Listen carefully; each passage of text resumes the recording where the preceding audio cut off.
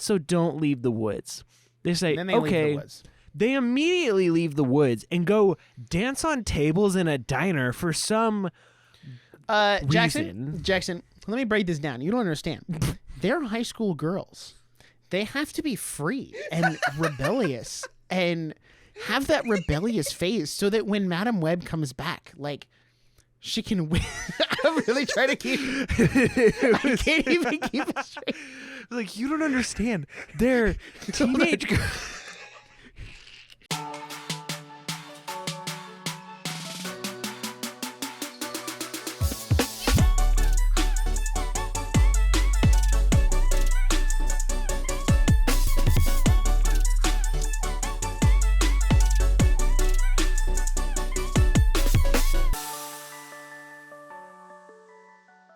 Hello and welcome to the Nerdiest podcast, where nerds talk about nerdy things. As always, I'm one of your hosts, Mr.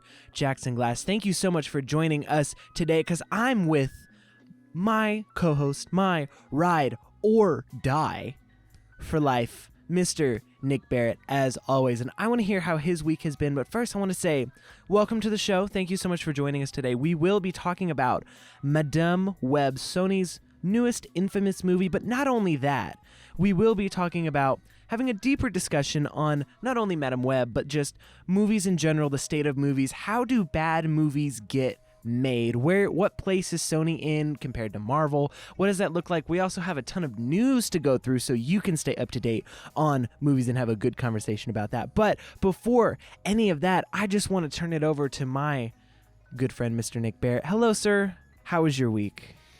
Well, it's been a week. I have been so tired. And honestly, I made some choices halfway through the week that definitely didn't help. But I feel like you need to explain this because you briefly touched on it with me and then on Twitter, and I didn't even have the energy to respond to such an idiotic thing. Okay, so I'm at work this week and we had production. And usually when we have production, it's like 9 a.m. to 1 or like 8 to 12, like a 4-hour spurt. And we get lunch right after.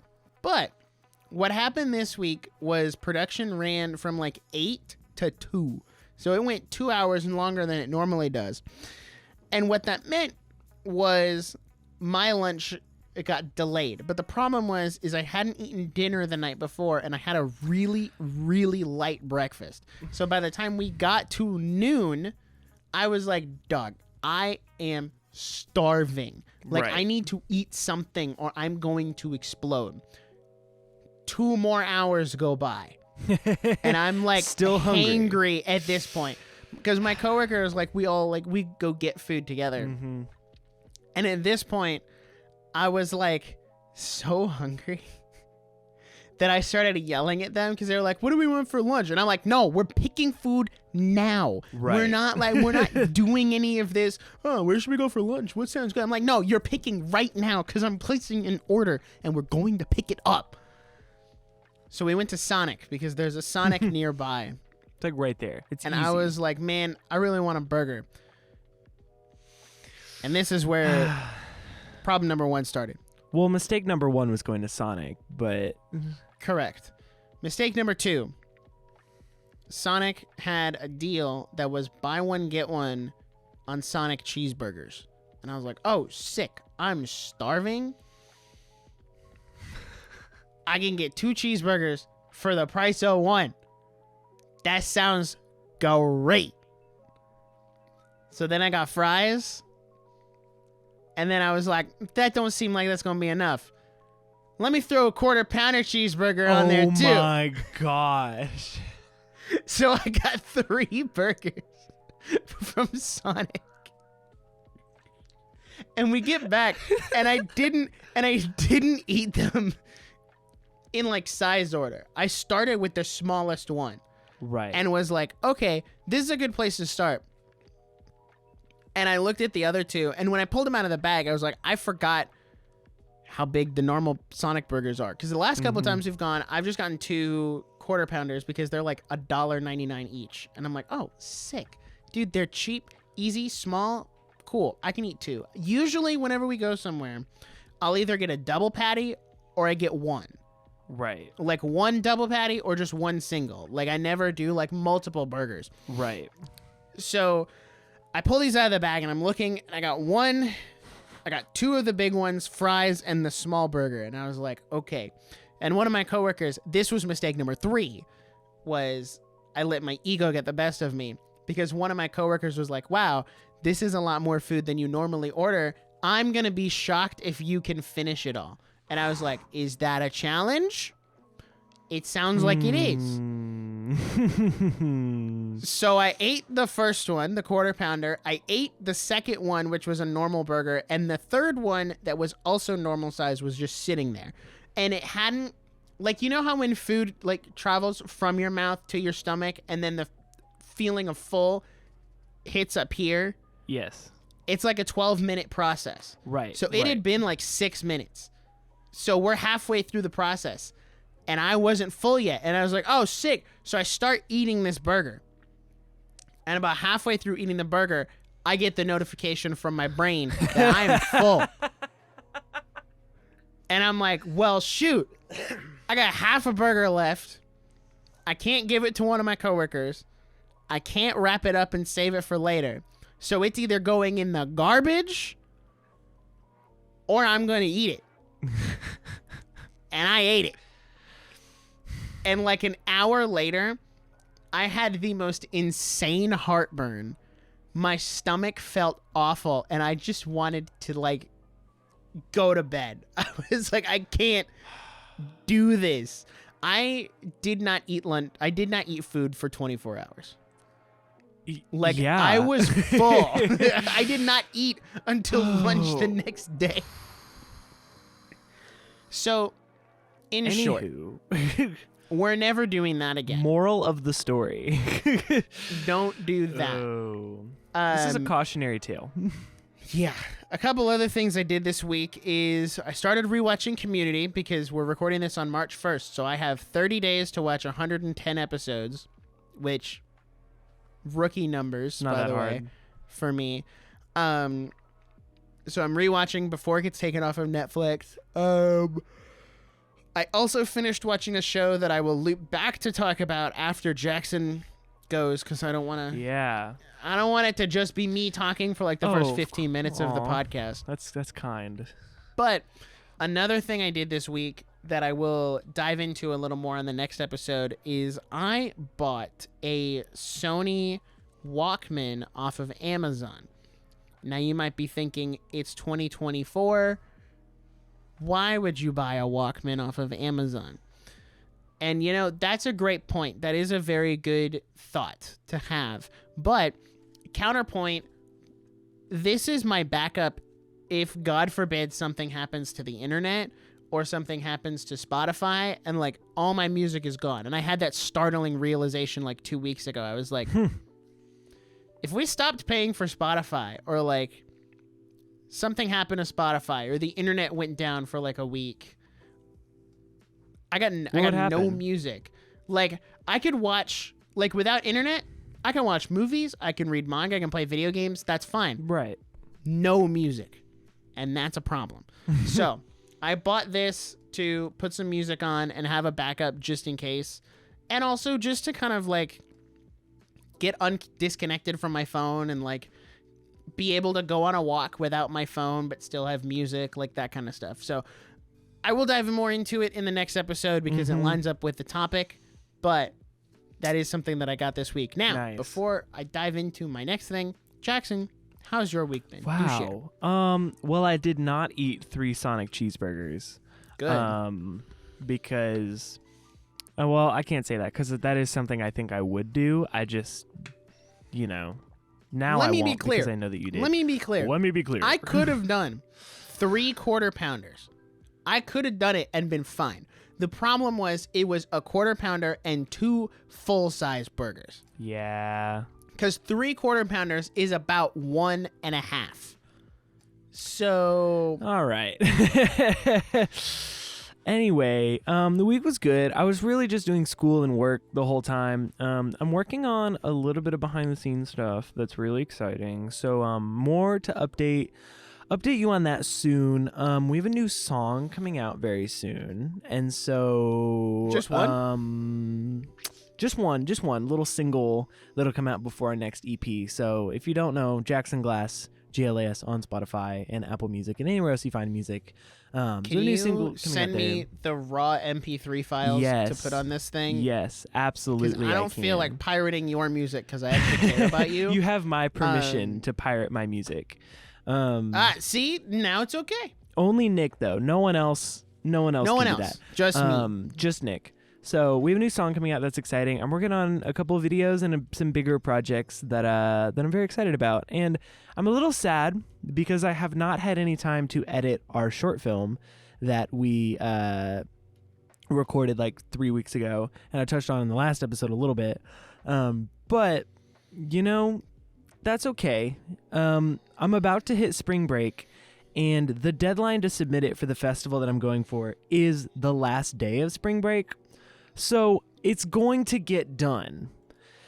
I'm just really sad because I love editing so much. If I could have a job where I sat and edited for 10 hours a day, I would be joyful. I would love to do that. That's my favorite thing, and I didn't get to do it, and I'm very sad. So soon you will see some stills and frames and stuff on Instagram and whatnot, but I didn't really have that adventurous of a week. I did rewatch a movie that I didn't expect to rewatch, and I rewatched Oppenheimer. Now, I didn't expect to rewatch it because after I saw it in the theaters, I was exhausted, and I said, I don't know if I'm really ever going to watch this again, or at least I might not watch it in the next year because it's very long and it's, you know, just kind of a lot to take in. But it's on Peacock, so I was like, okay, whatever, I'm going to watch it. And I enjoyed it a lot more at home than in the theater, which is rare for me to like a movie better not in the theater. But here's the thing. It is so long. And I know that's just a little iPad baby Cocomelon brain thing to say. But it's like 3 hours long. And if you watch it on Peacock, you can skip the bad scenes. And so it's like 2:45. But I really enjoyed it because I felt like I could pick up on little details a lot better the second time around, and just in the comfort of my own home because I felt way more casual about it and I didn't feel pressured to like keep up with it. So that's part of my Oscar rewatch. We'll see how far I get. I really want to watch before the Oscars, which is on March 10th, I believe. I really want to watch The Past Lives and The Anatomy of a Fall, and I want to rewatch Barbie. Those are the three that I really want. I've heard The Zone of Interest is good, but I don't know if it's my style, and it's kind of hard to find. I wanted to see American Fiction in theaters, but it left theaters, and I don't think it's going to come to streaming soon enough to watch before the Oscars, so that might be a post-Oscar watch, but I wanted to see all the Best Picture nominations. But update to follow on that. Moving forward, Mr. Nick, I believe you watched a show this week that you'd like to talk about. I did. Speaking of watching things, though, I finally watched a movie this year. Yo, let's go. So that's cool. While I was gone this weekend, I totally forgot. I went to a convention last weekend. It was great. Got a lot of cool stuff. Got a lot of pops. Nice. Funko Pops, and like a couple figures and stuff, and I posted all that on Twitter. But while I was there, I watched Weathering with You. I had to rent it through Amazon. Cringe. Because Microsoft... So, fun fact, I bought the digital copy of that movie through Microsoft Movies and TV way back in 2020. Also an L. Yes, 100%. But I also thought, in 2020, I was like, I'll have my Xbox forever. Like, it's totally cool if it's stuck on this console and can't go anywhere. But Microsoft Movies and TV doesn't work on a Mac. It only works on things that run Windows, which is so stupid, by the way, Microsoft. That's a dumb feature. So I had to rent it through Amazon. Totally worth it, though. That movie is so worth it. I would have watched it on the Blu-ray, but I wasn't home. And I was also going to see Madam Web the next night, so I didn't have time to watch it, like watch Weathering with You when I got home. And I was going to cry if my first movie of the year was Madam Web. Like, not happening. But outside of that, something that I did watch, and I did a whole like thread on Twitter, and like if you follow me there, you'll know I watched it, but it is Netflix's live action Avatar: The Last Airbender. And I want to take some time out of this episode to compile my thoughts and give a review, because here's what I'll say to kind of like hook you in. I don't think it's as bad as people are saying it is, but it's still not great. So brief rundown. I was not allowed to watch Nickelodeon as a kid. Right. So I didn't get to watch the original Avatar until 2019. I had some friends in high school who had the DVDs, and they let me borrow the DVDs, and I watched all the way through it. Amazing show. One of the only shows that I will ever give a 10 out of 10, up there with like Full Metal Alchemist Brotherhood. And guys, I'm working on getting Jackson to sit down and watch Avatar so we can do an episode, because I think he would really like it. It's just I have to convince him to do it. So I'm like halfway there. I don't know. And I'm working on it. I just can't stand James Cameron. Different Avatar. Oh, Avatar: The Last Airbender. You know, the 10 out of 10 Nickelodeon show. Dare I say, the best thing to come out of Nickelodeon. Anyway, I watched that, loved it. I haven't finished Korra. I've heard mixed things about it. I'll finish it one day and form my own opinions. I also bought a couple of the comics last year. So, like, I love Avatar. I think it is a truly incredible show. Leading up to the Netflix adaptation coming out, I had seen all of the articles of like, oh, they're taking this out, or they're changing this, and they're making Sokka less sexist, and Aang's going to be more mature, like changing all of these different things. And in my head, I was like, I don't like that. Like, I'm not going to watch it because I don't like these changes. But then I decided, you know what? All Twitter has been saying is that this is going to be awful and it's going to be bad, and you just shouldn't watch it. Like, you should watch the original. And that usually is the consensus when it comes to these live action remakes across the board, is they're never as good as the original. And I think that definitely still stands here. But I watched it and it wasn't awful. Like, it wasn't awful in the sense of, let me turn this off, it's so bad, I'd never want to watch anything again. Like, there were definitely parts that I didn't like, and I'll get to that in a second. But there were also parts that I kind of enjoyed, and I think it did in a much more interesting way than the original. And, like, I think the two can coexist so long as you acknowledge that the animated original is better than the live action. Like, the live action was never going to top that. So, now, here's what I'll say. I have a full review for every episode on Serialized. And, like, I started out with these really long paragraphs, and then as time went on, the show kind of got worse.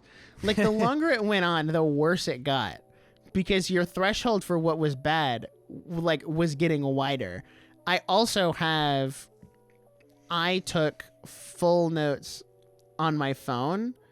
Dang. And, like, just so that I could be like, oh, hey, here's the thing. So I'll start out with general things that I liked. I'll start out with the pros.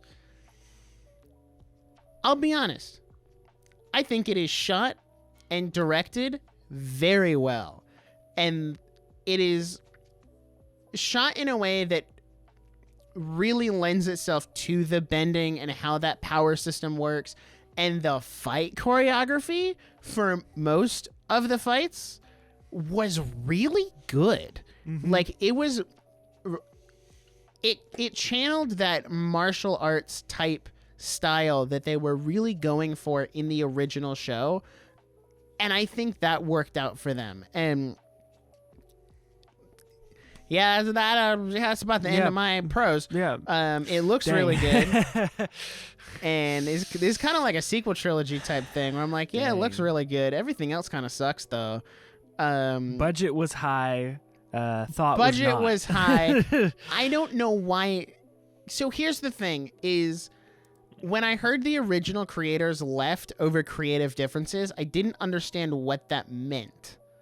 And now that I've watched it, I absolutely understand what that meant. Because the pacing is whack. Like, they got through the entire first season in 8 episodes. Dang. They took 22 episodes, or like 25, I think, and condensed it down to 8-hour-long episodes. Wow. And you definitely feel that in the pacing. Especially in the sense of, and like mild spoilers for both shows, kind of, because there's a lot of points that happen across the two, but like Sokka and Sugi are kind of a thing in episode 2, which didn't happen till like episode 5, but like that's just how far off the pacing is, and it just, you feel like they're rushing through these major plot points so that they can get to the next one because they have to keep moving. Because Avatar as a show is really like, yeah, let's keep moving. Like, where like Aang is moving through this journey. Mm-hmm. And now they're like, all right, here's this cool thing. Here's this cool thing. Here's this cool thing. Like, it's a very short attention span. We have to get all of these things done. But then there's also like, we have to get X, Y, and Z done so that we can justify like reaching this point by the end of the season. So I don't know, that they also didn't do the iconic opening of like water, earth, fire, air. Long ago, the 4 nations lived together in harmony, but then everything changed when the Fire Nation attacked. Like, dog, you had one job. Start every episode with that, and they didn't. They just went into it. Go. Ninja. And the problem is, this show really tried to present itself as the more mature way to watch Avatar. When that, like, what made the original so good is that it was a mature kids show that didn't talk down to kids, that was, like, tackled all of these intense themes, especially with Aang as a character, and presented them in a very entertaining and easily digestible way. The original show was always mature. Just because you show firebenders torching people and turning them to ash does not mean that your show is now miraculously more mature. It's just you decided to put a little more gore in there. Like, yeah. And even the director said, we're trying to go for like a more Game of Thrones-esque approach. And I'm like, you missed the whole point. What? Nobody who likes Avatar was like over the moon about Game of Thrones. Like, maybe they were, I don't know, but like that just feels like such a skewing of the audience there, because most people who grew up with Avatar are our age, because it was a kids show that came out when we were kids. Like, it came out in 2006. So overall, live action Avatar, should you watch it? I'm going to leave that up to you, because yes, I had my fair share of problems with it. I don't think it was well cast. I really don't. Outside of the main 3 of Aang, Katara, and Sokka, I don't really think anyone else was really well cast. Actually, I take that back. Zuko and Iroh are great, and Danny Pudi is in it as the inventor guy. What? So those aside, I don't think anyone else was cast very well. And I don't mean that against... Okay, hold on. I got to throw Suki in there too. Sorry. It's like just... It's coming. Okay, so aside from a handful of people, I don't think the casting was very good. I don't think Azula was cast very well. I don't think Azula was cast very well. I don't think Mai was cast very well. I don't think Ty Lee was cast very well. Put the timer away. You're distracting me. You said 5 to 7 minutes. It's going to take longer. 5 to 7 minutes, and we just broke 9 minutes of Avatar talk. All right. I don't think it was cast very well. And I don't like the fact that they changed things and why they changed things. Like, they changed the Agni Kai which makes no sense because it's supposed to be a fight to the death, but then nobody dies. Like, you can't have a more mature show and then take out the one mature aspect of this, like, fight to the death. Yeah, there's things I don't like about it. And I'll wrap up all that to say, if you like the original, this isn't going to ruin your enjoyment of the original. Let's be totally honest. But if you like the original and if you want to know, then sure, watch it. But it's never going to top the original. Never going to be that. And as much as I don't want to be that guy, I really hope it doesn't get a season 2. I hope they just call it quits here. But then I'm also torn because I want to see how would they bring in someone like Toph, who's blind. How do you bring in a character like that? How do you continue the Sokka and Suki relationship? How do you wrap all that in? So there's part of me that wants them to bring it in, but then there's another part of me that's just be done. Just let it go. Don't do anything else. And if you are going to do something else, do your own thing. Make a different story. Pick a different avatar. There's dozens of avatars for you to choose from, and you choose the one that has a really good story. If this was an original series about Kyoshi or what's his name, Roku, nobody would be upset because you'd be doing something original instead of trying to adapt a fantastic show that didn't need to be touched. So that's my piece about the live action Avatar. I'm gonna get Jackson to watch the original, and we'll do an episode on it. So there you go. Booyah. 11 minutes and 5 seconds. Hey, I said roughly 7 to 10. You said roughly 7. All right. Well, that was a good spiel. That was a good little review. I appreciate that. I didn't even know it went that. It's all right. It's all right. It didn't feel that long. That felt like 5 minutes, I'm going to be honest. We have a few things, so we're going to get into our main topic here in just a minute, but we do have a few news things to touch on that we find are quite important. And the main one is that we did have a Nintendo Partner Direct recently.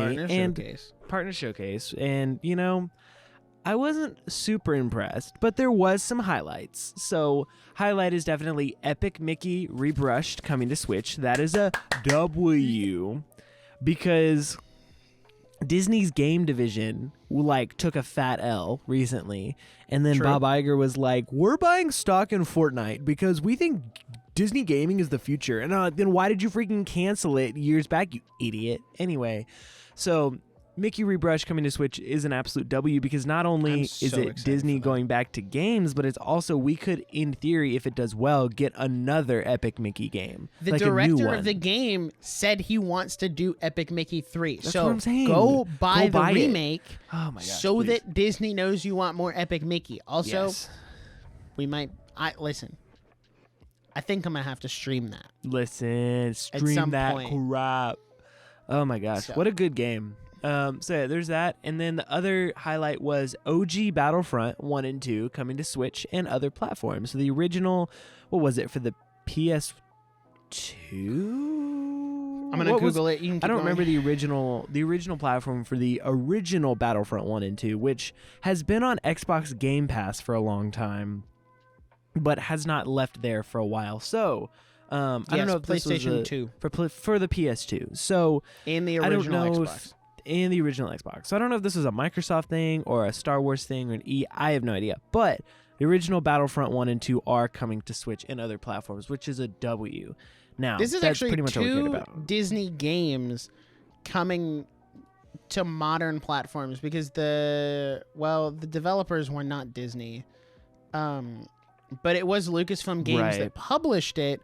So it's nice to see that Disney is stepping back into the game space. Now, make Battlefront 3. Do it. You won't. There's so much material. There's so much material. Just take Battlefront 2 as is and repackage it with some newer stuff. Throw the Mandalorian in there. Throw the Ahsoka show, Andor. Throw that stuff in there called Battlefront 3. Here's the thing. You'll print money. I could do a whole episode on Battlefront 3, what it could be. But essentially, if you just take the good parts of Battlefront 1 and 2, add the new stuff, so all the Mandalorian, Ahsoka, Andor, all that stuff, add it all in on top of what you've already given us. So keep the original and prequel and sequel stuff all in there, but maybe not at original launch. This is another conversation. So put all that in there with a really good story. It doesn't have to be like a super original brand new character thing. I don't care. But like, let us play a good story. Give us some new weapons and some new game modes, and then rebrand the old ones, and booyah. Battlefront 3 Game of the Year. That's all I'm saying. Like, I would play the mess out of it. Anywho, that's cool. Little update on this is our segment. This is our new segment that I like to call Guys, What's the Plan Here? So welcome back to Guys, What's the Plan Here? Little update. Coyote versus Acme. If you've been following this narrative, they said they're in the process of being deleted. What does that mean? What does that mean? It's not that hard to delete a file. Like, what do you mean in the process? Either it's gone or it's here.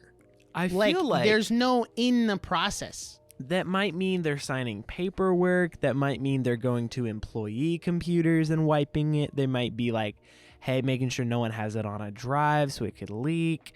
Because they're in muddy water here, because they could get in even worse tax trouble than they're already in if the movie leaks. So I don't know. I'm not one for piracy, but also this is different. This is not I'm pirating a movie and because I'm cheap illegally leaking it because I don't want to pay $20 for the Blu-ray. This is a movie that was practically finished, as per the director, is going to be gone forever if someone doesn't leak it somewhere. Right. Like, all it takes is one person slipping out a flash drive with it on, and that's it. You get it to one person outside of Warner Bros., and now and it's over. It's on the internet. It's like you can't possibly track it at that point, because then you've got people downloading it and putting it on their own DVDs and thumb drives and like. So usually I'm very anti like piracy, doing all that, but this is a very different case. This is different. So, and I don't understand why they're doing this. I mean, I know why, because it's for a tax break. But the thing was, like, all of those offers came through from other studios saying, hey, we will buy this movie from you. We will give you money for it. And they said no. One, because they want the tax write-off. And two, they're worried that if they put it on Netflix, it's going to do really good. And they didn't want to look like an idiot for not putting it out. So they're just like, we're just going to delete it. This should be seen as tax fraud. Because it is. It's literally tax fraud. This is 100% tax fraud. That's why they're getting investigated by the government. Anyway, so moving on, continuing the theme of Guys, What's the Plan Here? Gareth Edwards is set to direct the next Jurassic World movie. Now, correct me if I'm wrong. I believe Gareth Edwards directed Rogue One. Rogue One and the creator. The movie so he's got a type. So he has a theme. The movie is tentatively titled Jurassic City and begins filming in July with a release date of July 2025. 12 months from starting principal filming. picture, I think is called, to butts in seats in the theater. Guys, what's the plan here? I think this movie is getting delayed and they know it. And or canceled. Like, I don't think it's going to get canceled because there's too much money on the table.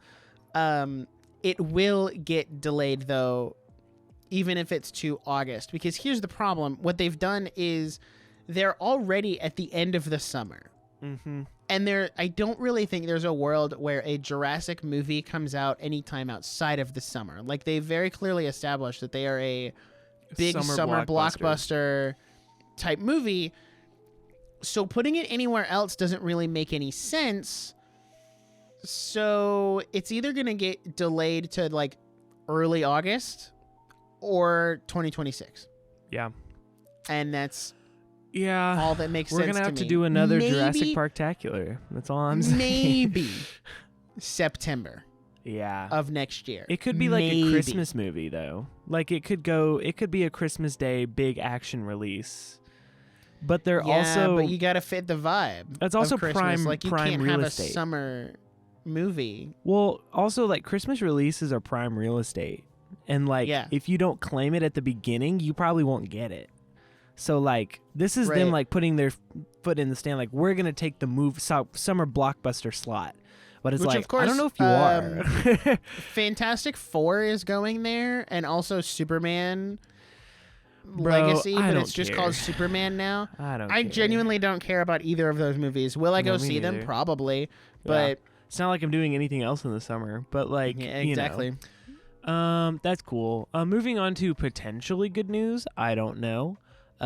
Disney and Sony signed a major deal that lets Sony Picture Home Entertainment take over the production of Disney's physical media. Now, we're going to get into Sony signing contracts here in a minute because I actually have a lot of information to give you here. But I think that this could be a W because essentially the alternative was Disney saying no more physical media. We're not doing DVDs, we're not doing Blu-rays, we're not doing whatever. And I think this is them kind of getting a little bit of feedback and saying, okay, we still don't want to manage the physical media aspect, but we still want to distribute. So let's let Sony deal with it. We understand that people want it. Right. But they still don't want to deal with it. Yeah. And it's kind of going to depend. We're going to have to see how this actually changes because I don't think they have any upcoming physical releases. I wonder if this is going to end up being more for like, we're going to do more Disney Plus Blu-rays and we're going to do all of our major movies. But let's be honest, if people aren't seeing movies in the theater, they're not buying the DVD, which I think is also part of Disney's problem is their movies aren't performing well in the theater, thus people are not buying the Blu-rays. One, because money is a lot tighter now, just in general, so people don't have as much to spend on entertainment. Now, of course, there's people out there who are going to buy every single DVD for the sake of collection. But, like, that's not a big enough market to justify. As far as I'm aware, there was nobody, like, stalking the aisles of Target waiting for the Little Mermaid Blu-ray to drop. And no one is foaming at the mouth to get Ahsoka season 1 on Blu-ray. Like, you know? So So it's kind of like, I don't know what that's about. I would just want Haunted Mansion. I just want the Clone Wars season 7 on Blu-ray. Please. It's the only part of the show that's not on any kind of physical media. And if Disney Plus goes, those episodes are gone. And we're anti-piracy, so we can't just steal them. And I can't just steal it because that's morally incorrect. But Disney, also, please. I don't know, fight fire with fire. Anyway. You know what, Disney, hear me out, okay? The Bad Batch final season is airing right now. This is the end of the Clone Wars, like, animation-style saga. So when it's over, you re-release Clone Wars season 1 through 7 on Blu-ray in the fancy steelbooks. People will buy it, trust me. And then you do the Bad Batch season 1 through 3 also on steelbooks. People will buy it, trust me. I am one of those people. Everyone knows Bob Iger listens to this podcast. Everyone Surely knows he that. does. We predicted that they were coming back like a week before it happened. Oh, absolutely. So, Bob, give me a call. Yeah, little Bobby Iger. Apparently, continuing with guys, what's the plan here? Lionsgate wants to remake American Psycho. Please don't. If you listened to our recent episode, Movies I'd Never Watch Again, that was my number one, was American Psycho. It is the most depraved piece of godless media I have ever seen in my life, and so many people love it. And I even, like, you know, when you do like Google searches for movies, Google will like put them in like categories. So I was searching for some movie, I don't remember what it was, and it was like recommendations for comedies, American Psycho. And I was like, only the most truly mentally unstable think American Psycho is a comedy. Because I do think American Psycho is a parody, but I don't think it's a comedy. Anyway, I don't know how this would work. I think anyone that tries to rival Christian Bale just comes up short. We've seen that in Batman. Like, there have been good Batman performances after Christian Bale, but what's the one that everyone says is their favorite is Christian Bale. So, like, what, are you going to put freaking Jared Leto in an American Psycho remake and, like, make him... jinx it. Don't give them any bad ideas. I don't know. I also just don't think this genre, like, this type of movie is going to work in 2024, just culturally or, like, financially. And, like, there's just... I feel like there's a lot more red tape for this kind of movie now, and maybe I'm completely wrong. I don't know. I don't think it's going to move forward. It might, and I may be surprised. Maybe there's an audience that's just foaming at the mouth to see it. They made American Psycho 2 that was completely disconnected, and it was with some chick, and there's like YouTube commentary videos about how dumb it is. So maybe they're just trying to cash back. Maybe you should write an original story. That's all I'm saying. Wow. Anywho, and ending our news segment on a high note, this is maybe the best news I have ever seen on this show.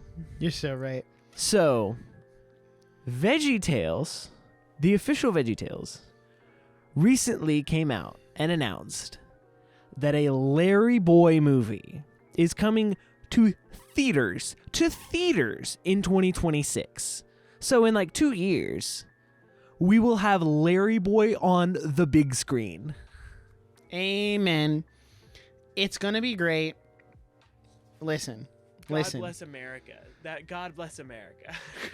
Listen, here's my caveat, though. As excited as I am, if they don't bring back the original voice of Larry, right, and they don't bring back the original creators to work on this, I don't want it. Right. What's the point? Because then it's not VeggieTales. It's just a soulless corporate cash grab on people like us who want to see VeggieTales. So maybe they're trying to course correct here.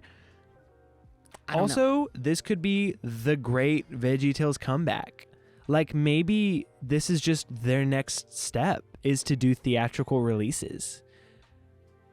I don't know. Who's to say? Who's to say? So, anyway, that was the news. Thank you so much for joining us on the news. We're about to switch into our main topic, but before we do that, I actually need to tell you about the sponsor of today's episode.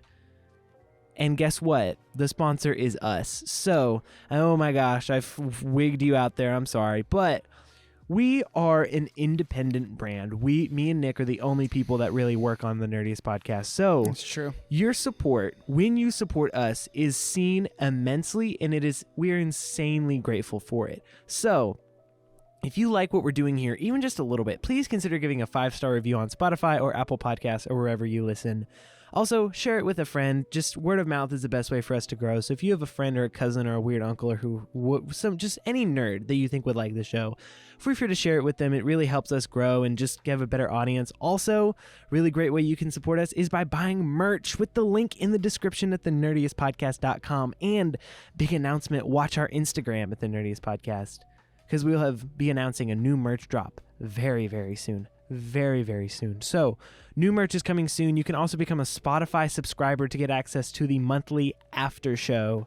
And there's a backlog of episodes there that you get to listen to right there as well. So, Instagram at The Nerdiest Podcast, Twitter at Nerdiest Pod, and YouTube at The Nerdiest Podcast. You can subscribe there. Merch at thenerdiestpodcast.com. Thank you so much for your support. And now, into our main topic. Now, the moment you've all been waiting for. Let me take a drink, because I've been talking a lot, and I'm about to talk a lot more. Wow. So, we were initially not going to cover this at all. We were like, Madam Web is bad, so we're not going to waste our money on buying a ticket. And I will preface my thoughts by saying, am I mad that I spent $14 on a ticket? Yes. Do I want that money back? Yes. Do I regret the experience? No. Also, because Madam Web spoilers. Not that you should care, but Madam Web spoilers. Yeah, we're going to go like full spoilers. You just shouldn't off the care, get-go. though. I'm going to be real. It's not good enough for you to care about spoilers. Nah, it's bad. But this movie has made me feel a lot better as a filmmaker and like as a writer, because I know at least I'm not this bad. And that's kind of like the whole premise of the, like, we're going to give our thoughts, and then like the second half of the main topic is how do bad movies get made, because it's genuinely baffling to me that something this bad goes through enough people to hit the theater screens. How does that happen? Great question. But before that, Madam Web is a movie about a girl named Madam. I know that's not her name. Her name is like Cassandra Webb. Okay. Which is so I don't have a lot of notes here, but I'd like to read off my mid-theater notes. So starting off, why is she pregnant? What is this dialogue? This is filmed like The Office. What is this acting? Spider Monkey.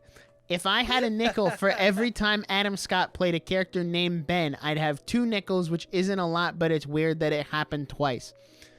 What is Bro's accent? I figured out his accent. Why is Andrew Tate beefing with high schoolers? What did I just watch? And that was the end of my notes. That's essentially...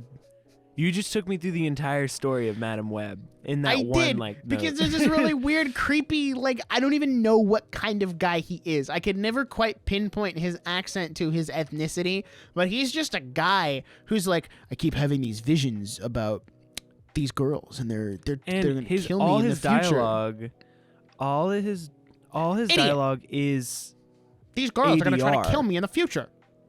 It's also ADR. Like, they completely had to re-record. It is 100% ADR. They had to re-record almost every line that he did in that movie, and it's so obvious. And I've even seen theories online that they were rewriting the script after they filmed it, and that's why they had to dub over. And I was just like, what? No. No. The script gets a big padlock the second you press record. That is like a rule. Like, no one touches the script. Yes, that is kind of how filmmaking works, is like, when you're ready to press record and start filming, you're not making any major changes to the script. You might change a line of dialogue here and there and like tweak things based on the day, but you're not like going from this character dies when we start filming to, oh, they're alive actually at the end of the movie. Like, you're not changing any major plot points. And I've worked on student projects where people do that, where they like, oh, what if we did this instead? And I'm like, no, we have a script and it's cohesive. Like, just stick to it. And that's what I watched an Austin McConnell video. He's really great on YouTube. I highly recommend. And he said, most of the issues that we have with this movie are things that you run into when you judge student film festivals. Like, after marketing, this movie had a $150 million budget. $150 million. Maybe. And I'm gonna look up the box office right now. Yeah, look up where it's at. It had the lowest opening weekend like ever. It made $6 million opening weekend. And ticket providers, like the companies that sell movie tickets, came out and said that they watched the number go down as people were refunding their pre-sale tickets the day it released. So they were watching it like get refunded one by one. That's how bad this was. Okay, wait. So you said the budget was how much after advertising? After advertising, I heard it was like $150 million. Do you want to guess how much they've made worldwide? Is like $25 million too low? Way too low. Okay, like $100 million? Is it higher or lower? Lower. Lower than higher than 25 mil, lower than 100 mil. Like 35 million? Nope. Higher? 40 mil? Up. 50 mil? Up. 60? Up. 70? Close. 72? A little more. 74. A little more. 78. Pretty much 79 million right now, which is shocking because I too thought it was at like 25 mil. Yeah. So how did we get to 80? Here's the thing is The international box office is carrying right now. People went to go see it after they saw that it was a meme. Like, they wanted to see for themselves how bad it was. The problem is it's not a meme, though. Like, kind of Morbius was a meme. Madam Web is just bad. Well, like, that's why I saw it. I saw it because I was like, there's no way it's this bad.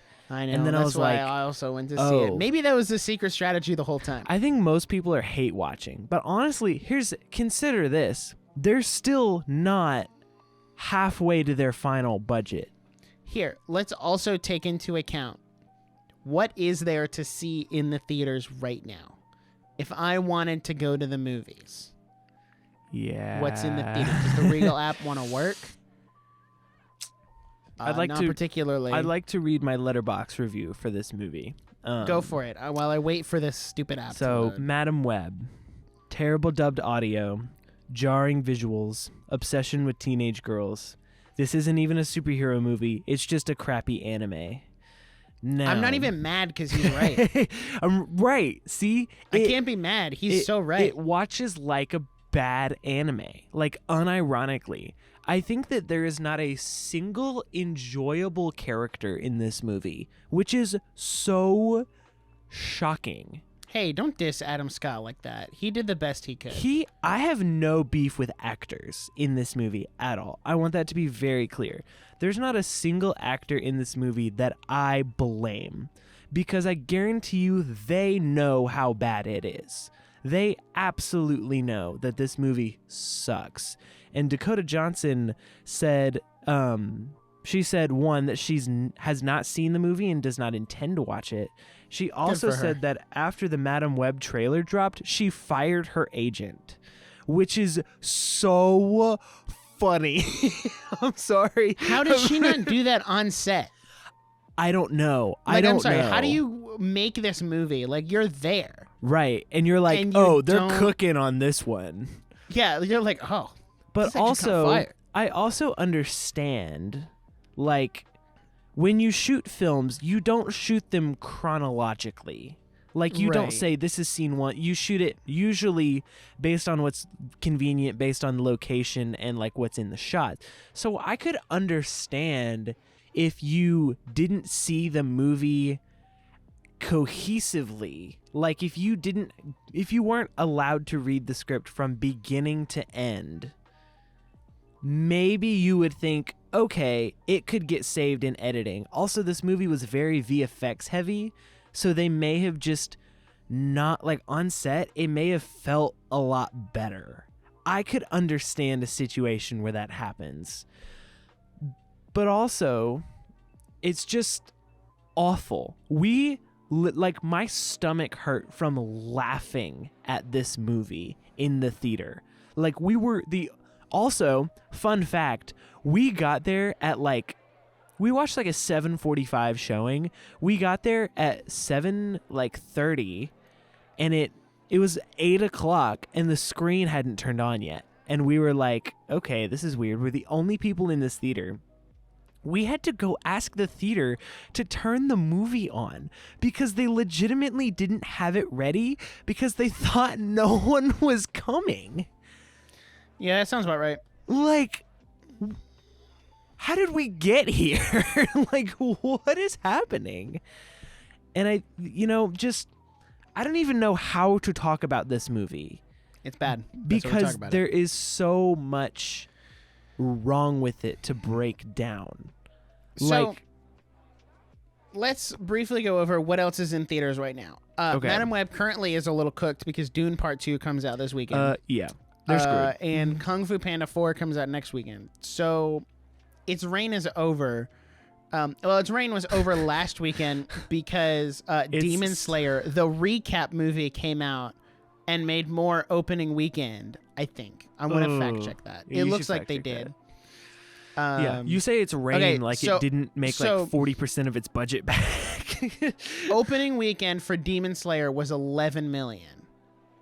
Yeah. Opening weekend for Madam Web was 15 million. But let's also keep in mind that Madam Web was dropped over 4,000 theaters. Demon Slayer was half that at 1,900.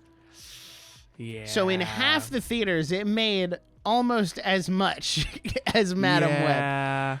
So that's rough, buddy. there's that. There's the new like Angel Studios movie, Ordinary Angels. I saw the Bob that. Marley movie is I heard that was awful. Argyle. I heard that and was then awful. everything else is still like. That's all just stuff from December. Or reissues. So the point being, there's not a ton out right now. Yeah. But still. But like, also, if you like- wanted to go see something as a joke, or you wanted to go see something, but Demon Slayer wasn't out yet, or Dune wasn't out yet, like, Yeah. you would go see Madame Web. That makes sense. I mean, okay. Let's talk about it, and let's just kind of go through chronologically based off of my memory of the movie. what happened? So essentially, So we start. so Her mom is in Peru? her mom, she was in the jungle when she was researching spiders in the jungle with my mom when she died, and that line wasn't even in the movie.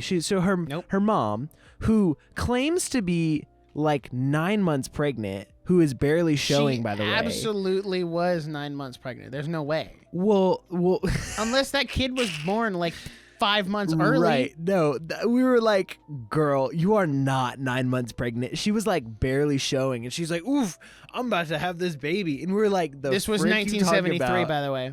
Yeah. So. Also, it's shot in like a shaky handheld cam, like That's what I said. It's shot like The Office. which we Although The never Office was shot returned better. to. Right, which we never returned to. By the way, it's just, it's like I'm supposed to be there, but I'm not, because it's so like when you do shaky cam, people think that it's as easy as just like, oh, just go handheld.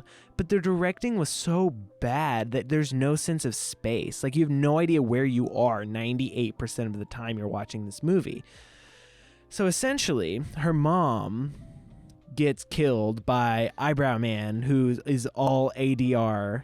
And then a spider monkey dude comes and saves her and drops her in some mysterious water that gives her baby powers. It's like Tangled, if you really think about it, because it's the mom is sick and dying, and then the kid gets powers from something attacking the mom. Oh, there's a joke here. Oh, but I can't make it. Write it down and tell me later. Okay. Anyway, so now Cassandra Webb, who was a foster child now because she, her parents are Her dead. mom So died. Her mama died researching She's a spiders. foster kid, but we don't know that until later. We just smash cut to this ambulance driving around, Right. and she's Which like, is, "Hey, I'm driving here." What do you do? Who flips off an ambulance?" which the dialogue is nothing short of corny, like corny as heck. She's like, "Who flips off an ambulance?" Skirt. And I'm like, this is like an episode of Seinfeld. Like, what am I watching? I wonder if this movie would have been better with a laugh track. I think it would have, because the problem is it takes itself seriously when it is the dumbest piece of crap I've ever seen in my life. Like, it's awful. So she's driving the ambulance, right? And then she has like kind of a relationship with Adam Scott's Ben Parker, who is Ben Parker, by the way. Like Uncle Ben. Oh, like, great power, great responsibility, Uncle Ben. And then his sister is pregnant with who we can assume to be Peter Parker. Like, we never get a confirmed name. But we never get a because confirmed name. It got interrupted because that fireworks building was on fire. But also, like, and they had to go.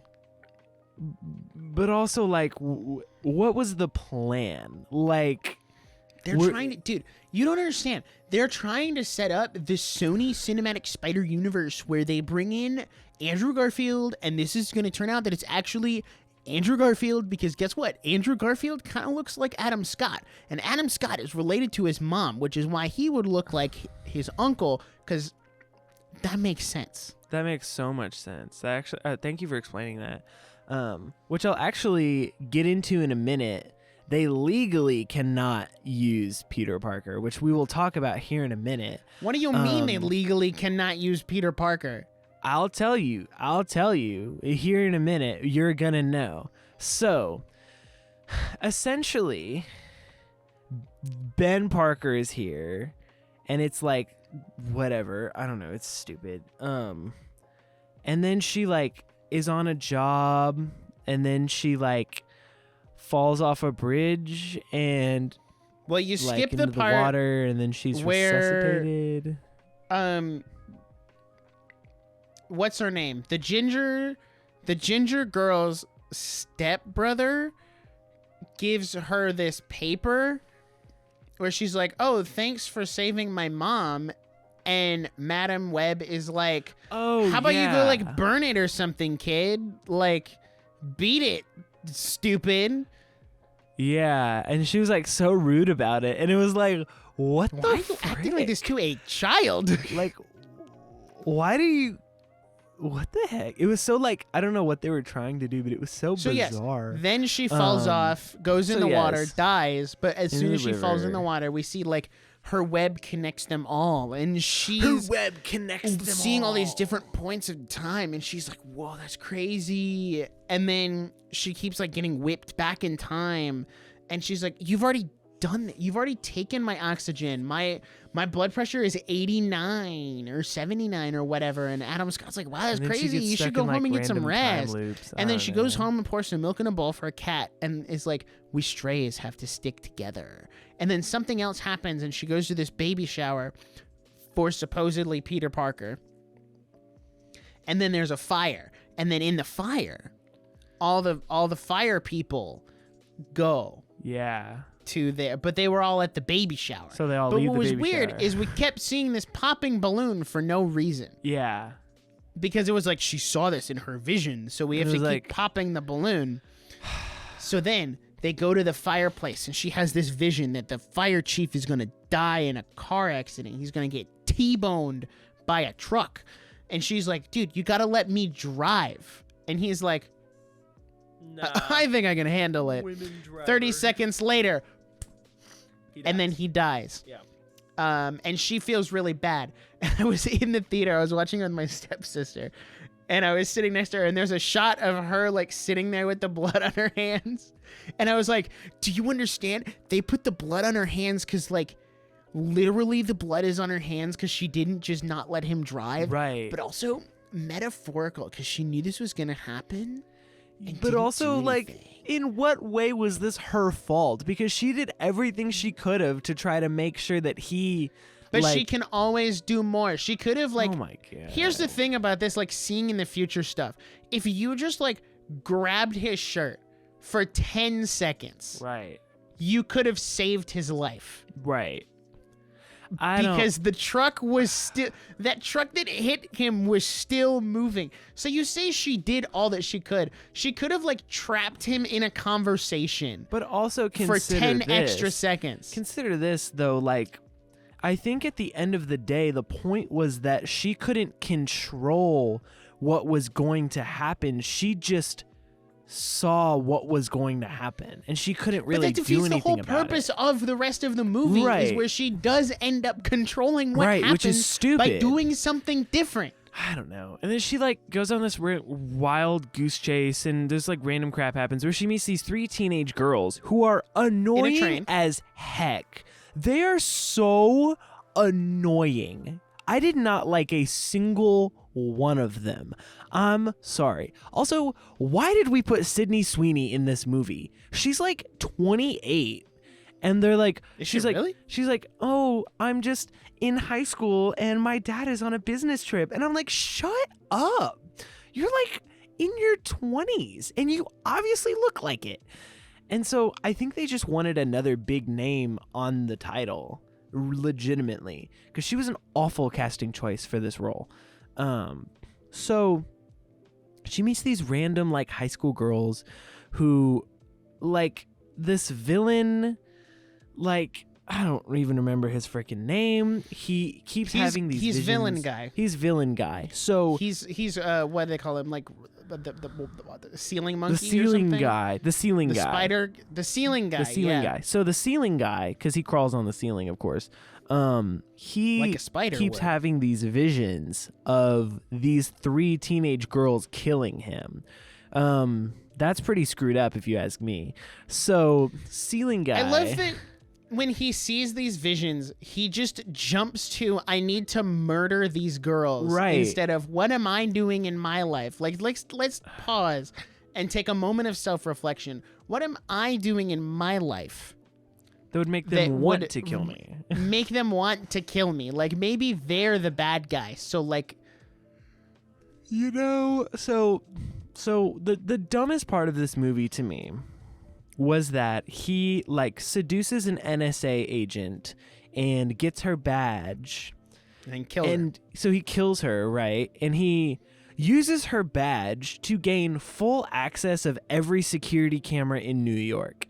I guarantee you that's not how that works. A single NSA badge would not get you access to every security camera in New York. Also, by the way, there's not just freaking security cameras on every single street corner. Like, that's not how this works. Jackson, this was 2003. This was post 9/11. There was a camera on every corner. My bad. This is New York. Oh my gosh. Also, this movie why does it matter really that it was in 2003? Like, it really feels like they wanted this movie to be in 2023, but they didn't want, like, they wanted to commit to 2003 for some specific reason, whether it be like a timeline for bringing in Peter Parker down the line or whatever. But they really wanted it to be there, but they wanted all of the modern things of 2023. Like, by the way, I don't think you can hack into the NSA system and have a work from home setup that gives you access to every single camera in New York and a database of every person who lives in New York. You cannot do that from home in 2003, let alone use the cameras to see in perfect 4K quality who's standing in the train station. That technology didn't exist in 2003. And you don't get access to that with a single NSA clearance badge. Like, hello, that's stupid. Even if she was like the CEO or the chief of president, the NSA, like, you still don't get that kind of information. Oh my gosh, it's so dumb. And so he's like chasing these girls, and Madam Web, if you will, she is like trying to protect these girls. And so they like hide in the woods, but then, and she's like, hey, this ceiling guy, he's going to kill you if you leave the woods. So don't leave the woods. They say, they okay. leave the woods. They immediately leave the woods and go dance on tables in a diner for some reason. Jackson, let me break this down. You don't understand. They're high school girls. They have to be free and rebellious and have that rebellious phase so that when Madam Web comes back, like, she can win. I'm really trying to keep... I can't even keep it straight. Like, you don't understand. They're teenage girls. You know, I was just like, hey. She's trying to... So that when Madam Web comes back, she can, like, form them into shape and they can become the family that they're supposed to be. That's why. An elite team so of that they can superheroes. see the error of their ways and that they're just dumb high schoolers. See, so that's why. So that's pretty much what happens. And then, believe it or not, when they dance on the tables at the diner, someone notices them. What shocker. So they do that. Someone calls essentially CPS because these chicks are like all in the newspapers because they've been like abducted. Kidnapped. And Madam Web is like, oh my gosh, I'm not an abductor, like this and that. And then she's like, proceeds to do abductor things. Continues to like, no, she was so in the wrong though, because she was an abductor. They were like, she's like, oh, I'm not an abductor. Just, 3 teenage girls that aren't mine. Stay here. Do not leave. You are not allowed. Somebody to will leave. kill you if you leave. That sounds a lot like kidnapping to me. I don't know about you guys. She stole a taxi. Right. She stole multiple vehicles in this movie, removed the tags, which would have gotten her pulled over, by the way, driving a car without tags. and then destroyed the diner to kill this guy, but then he doesn't die because of course. Because of course he doesn't. We have Grand Theft Auto, driving without plates, kidnapping, abduction, and destruction of property so far. And we're only like 45 minutes in. Right. Then she's now a wanted criminal for the abduction of these girls. Validly so. Puts them in a hotel room. And then, like, tries to leave, has, like, a psychic conversation with this guy, and is like, oh, you're that guy. I need to go back to Peru.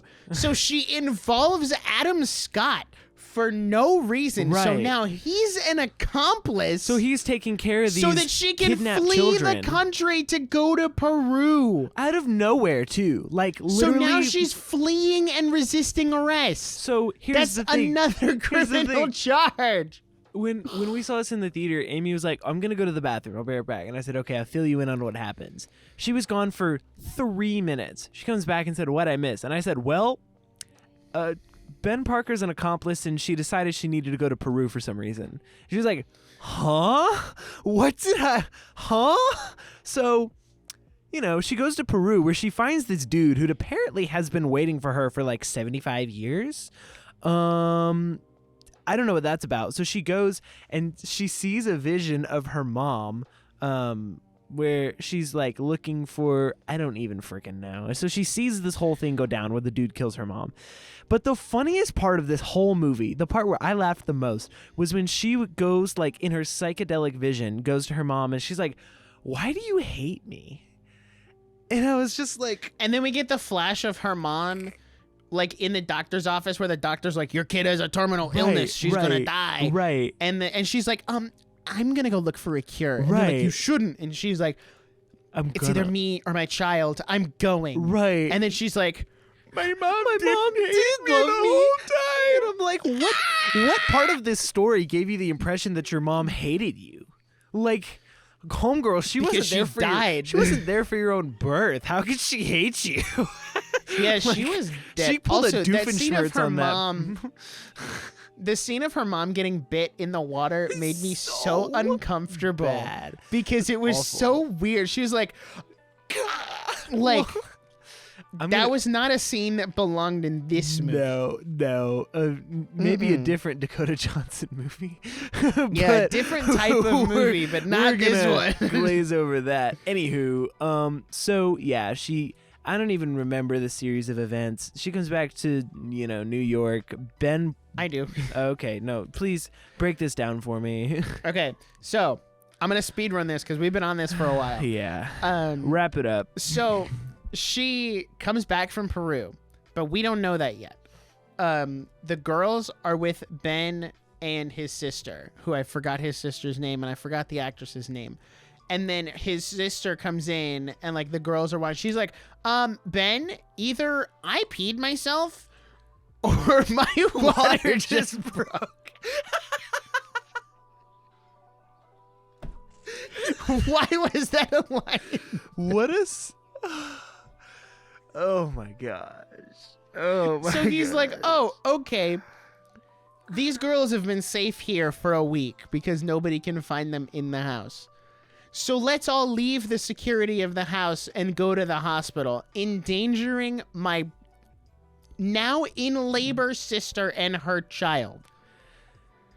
Let's drive. Yeah. So then, instead of covering their faces in the car, all these girls are sticking their heads out the window like a 5-year-old going to Disney World. And the camera picks them up, and the secret lady is like, sir, Mr. Andrew Tate, I found them. They're on XYZ. And he's like, thank you, assistant, idiot. I'm going to go find them in my sports car. And then he drives away. He like starts jumping around as the creepy spider guy. And then he's like, quick, assistant, turn all the lights green. And then all the lights are green, and all these people start driving, and Adam and Ben Parker is like, oh my gosh, and slams on his brakes, and then the spider comes, and he's like, gonna throw a grenade under the car and kill them all. Until Madam Webb commits Grand Theft Auto again and steals an ambulance. But it's okay, because she's a paramedic, so she can drive an ambulance, so it's not that bad. She's also a government employee. So she steals an ambulance, uses her like clairvoyance future vision, and drives the ambulance through a sign and hits him with the ambulance, which is another destruction of property and attempted murder. So then she's like, hey guys, girls, get in the ambulance. Ben, take your sister to the hospital. He won't come after you now because he only wants the girls, which is a very not typical villain type thing. Right. Because the villain, a typical villain, instead of pursuing the girls in the ambulance, would have threatened to kill Ben Parker and the girl, right. Appealing to the other girl's sense of justice and be like, turn yourselves over, I'm going to kill them all. Right. Which would be the second time he's committed double homicide against a pregnant woman. Man, double homicide. So... Madam Web is driving the ambulance away. And then she's like, guys, we're going to electrocute him on top of the thing. And then he gets shocked and falls off. And then the ambulance dies. And she's like, okay, so we're going to go back in the fireworks thing and blow up the fireworks thing because my future vision is telling me that we need to blow up the fireworks thing. And they're like, okay, that makes sense. So they start blowing up the fireworks thing. And this is the point where you don't realize that this is the final confrontation. This is the end of the movie. But it is not apparent in that at all because you've been led to believe that you're working back up to that vision where he gets murdered, and thus showing that she cannot use her powers to change the future but can change the outcome, which doesn't make any sense, and that he cannot change his inevitable outcome, that is death by the hands of these three girls. Instead, we go through this whole elaborate set of things, and then we find out that Madam Web can, like, do this weird T-pose cross thing where webs come out of her back, and she can be in multiple places at once because time travel, and she saves the girls. But then the bad guy's like, what if I just punch you? And then he just punches her and, like, deactivates her powers. And I'm like, why didn't you do that 30 seconds ago before she was done powering up? So then she's, like, crawling back on this she was about to reach her full potential. I mean, I don't know. At a Pepsi Cola plant that was full of fireworks. God knows why. Those two things don't make sense. It's okay. A bunch of rubble falls on him. He falls down, gets crushed by the S, or I'm sorry, not the S. He gets crushed by the P of the Pepsi Cola sign. He gets peed to death and dies. But then Madam Web falls into the water. And it's shot so poorly that you don't understand this until 2 scenes later, a firework hits her in the face and knocks out her vision. So now she can't see. So then Sydney Sweeney dives in the water and pulls her out. And these girls are like, oh no, what are we going to do? What do we do? Oh, wait, remember when she taught us CPR in the hotel room? Let's go. And they start doing CPR, and they start switching out and taking turns, but it's shot very much like they're not doing a CPR, they're doing something else. Again, this is like they really wanted to make a different Dakota Johnson movie. And then they resuscitate her, and she's like, and they put her in the hospital. And you just smash cut to the hospital, and they're all there with her. Where she has, like, the freaking, like, blinders. She's got her eyes. Which is the funniest part of the whole movie, because it's the worst cut ever, because she's like dying and then it's just like boom and she's got like her entire like eyes covered, like the end of freaking Bolt, and she's like covered up, and then she sticks her hands out and the girls all grab her hands and they're like, we're still here. We're still here for you. And then a nurse walks in and is like, is this all your immediate family? And she's like, yes. Yes. This is all that I need right here in one room. My stomach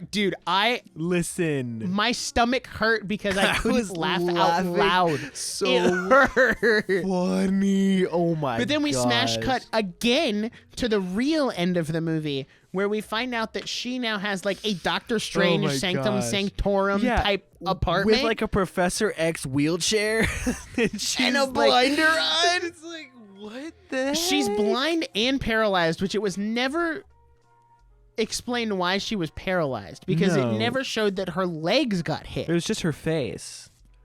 It was just her face. But even then, it looked like the firework like nicked the side of her face, not like hit her dead on in the eyes. You know what's really funny? At the end, she had like these dark glasses on that you could see through and see her eyes.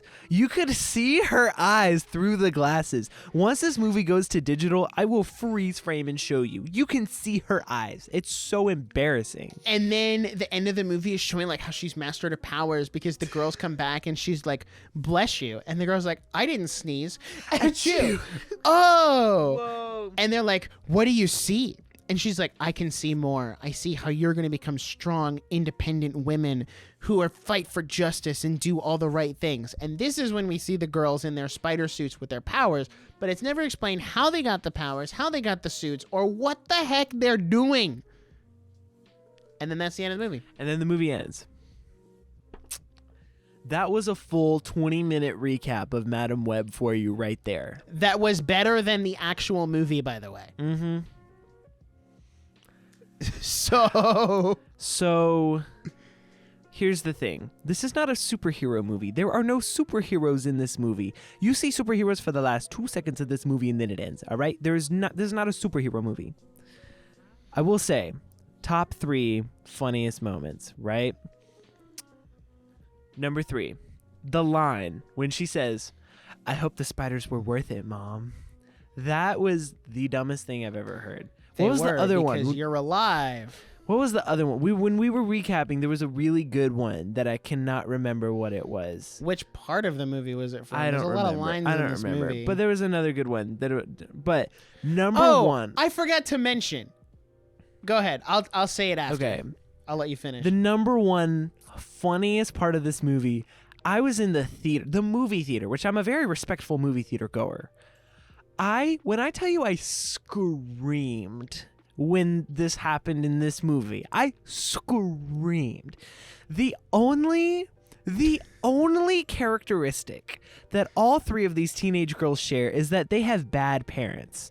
And Dakota Johnson's like, oh my gosh, I had bad parents. But then it turned out she didn't. So like, what the heck did that supposed to mean? Fine. So this one girl, she's like, my dad's on...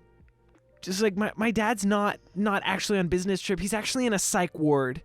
And then this other girl is like, she said, my parents aren't in town. They're in China. And I was like, okay, but they're coming home, right? Like, are you just never seeing them again? And then the other girl, when I tell you I scream, is when it pans to her and it's silent for a few seconds. So it's just like, and it pans to her and she goes, my dad got deported. And I was just like, what? She's like, my dad got deported. It's like, what do you mean? What do you mean?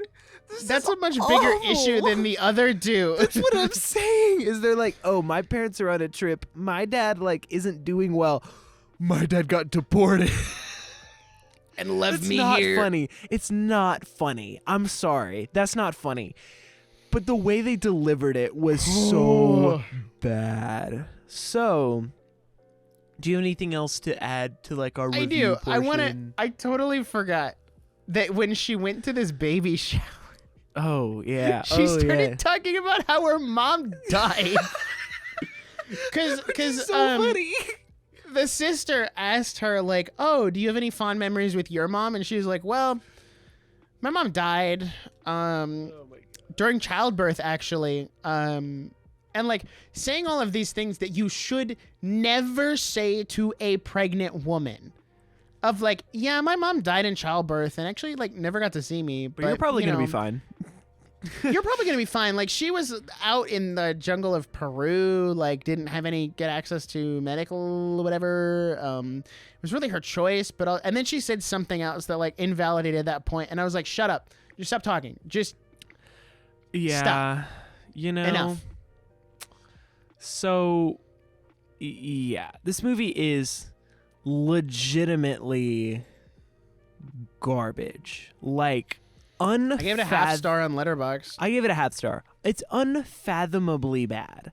Like, This will be my bottom movie of the year. Like Nerdiest Awards next year. Something It can't get worse than this. How does it get worse? Like the Nerdiest Awards 2025 will be worst movie.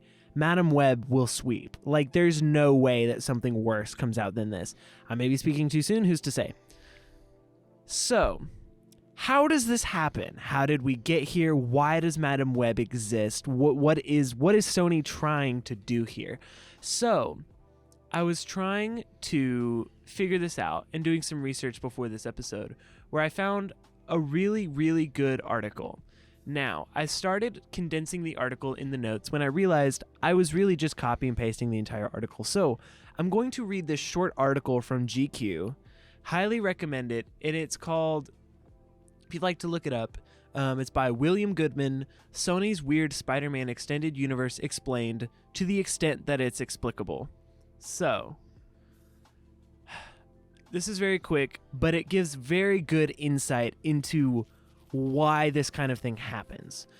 So, okay. So, why in the world are we stuck in these weird Sony superhero movies? Well, Goodman writes, that's a big question that needs, sadly, a bit of preamble. In the 80s, Marvel went out to Hollywood to license some of their superhero characters to different movie studios to create films that would basically function as glorified toy commercials. The independent studio Canon Films bought the rights to Spider-Man, tried and failed to make a Spider-Man movie. They went bankrupt in 1996, and so did Marvel. And the rights to Spider-Man were lost to litigation until 1999, when Marvel recovered them and then sold them to Sony. So, the success of Sony's Spider-Man films, along with the Fox X-Men movies, helped pull Marvel out of a death spiral in the early 2000s. So, Sony's agreement with Marvel included a condition requiring the studio to commence production on a dedicated Spider-Man movie within a stipulated time frame that works out to be every 5 years and 9 months. So, if Sony does not make a Spider-Man film every 5 or so years, they lose the entire IP. That's the contract. So, if Sony were to miss that target, the studio could lose a major piece of its IP portfolio. Remembered in 2014 when The Amazing Spider-Man 2 pulled in less money at the box office than any other previous Spider-Man movie? This is how quickly Spider-Man partnered up with the then ascendant Marvel Studios to reboot the franchise with the MCU set Tom Holland Spider-Man films. That 5-year and 9-month deal is part of the reason why. So essentially, Sony had Spider-Man. They're contractually obligated to make movies with Spider-Man. Spider-Man 2 did terrible. And they said, hey, Marvel, we need your help. Thus, Tom Holland is in Civil War, and they licensed all of those films, right? So, the licensing deal between... Okay, so, headliner, woof. So, all these extra movies, Sony's way of leveraging the most from the Spider-Man IP now that Tom Holland is on loan to the MCU.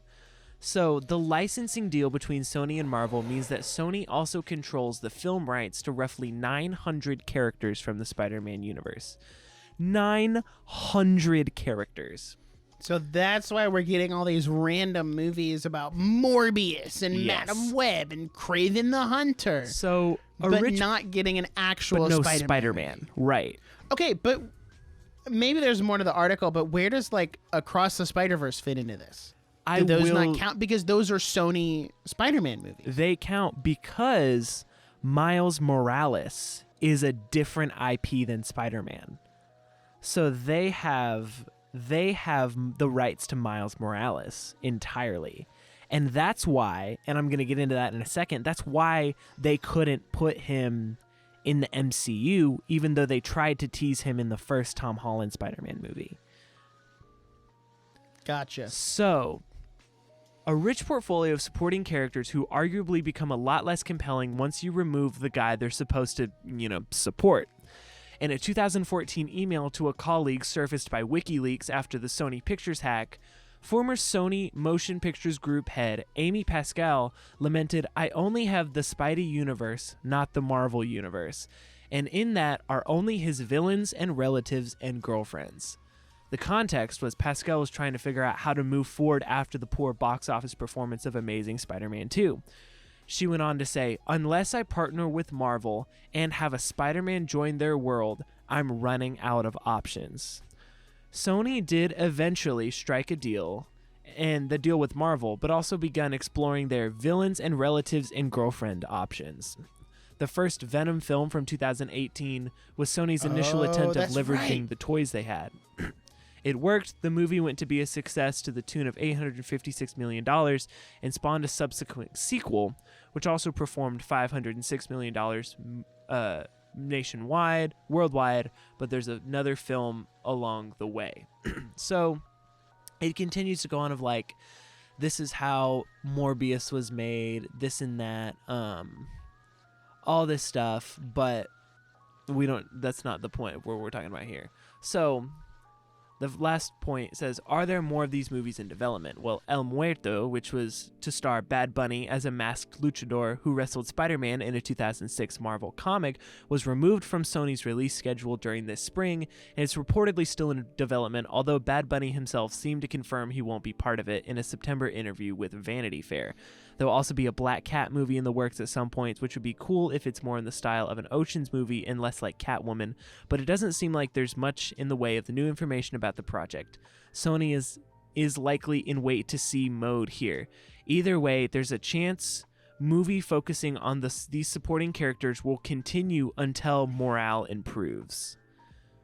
So essentially, Morales? Morale. So, TLDR, Sony and Marvel kind of tossed Spider-Man back and forth. But then when The Amazing Spider-Man 2 performed terribly, Sony said, okay, we need Marvel's help. So they essentially loaned the Spider-Man IP back to Marvel so that they could put him in the MCU and Sony could take some of that profit. But Tom Holland's Spider-Man became so popular that Marvel doesn't want to give it back.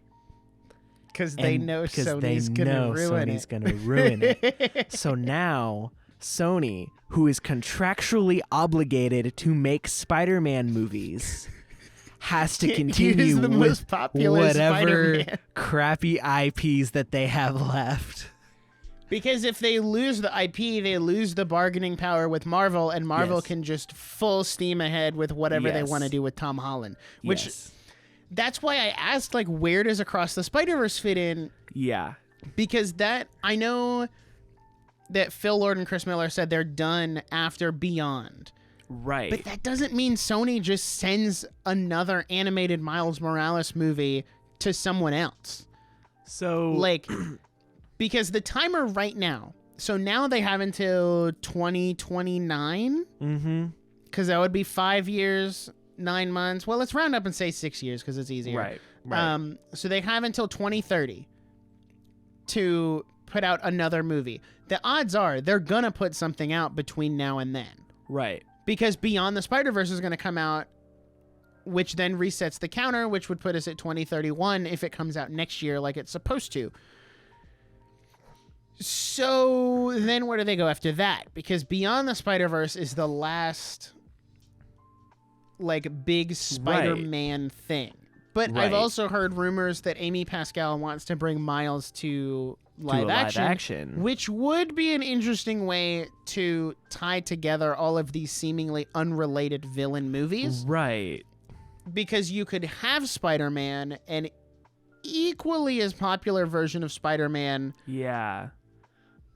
And still have all the villains, so you can kind of like get the best of both worlds. I also don't think that Miles Morales in that story works in live action because the entire point, the Spider-Verse movies, they thrive off of the animation style because they're so visually impactful. That doesn't work in live action because they don't have that art to, I don't want to say carry it because that sounds negative, but it doesn't have the art to carry it, and like it doesn't make it unique. That's why people love Spider-Verse movies so much, because it's such a fresh take on the style. And so when you throw that into just a normal everyday, like a Miles Morales movie would end up similar to Morbius. I would call it there. Like, I would call it. And so, interesting development.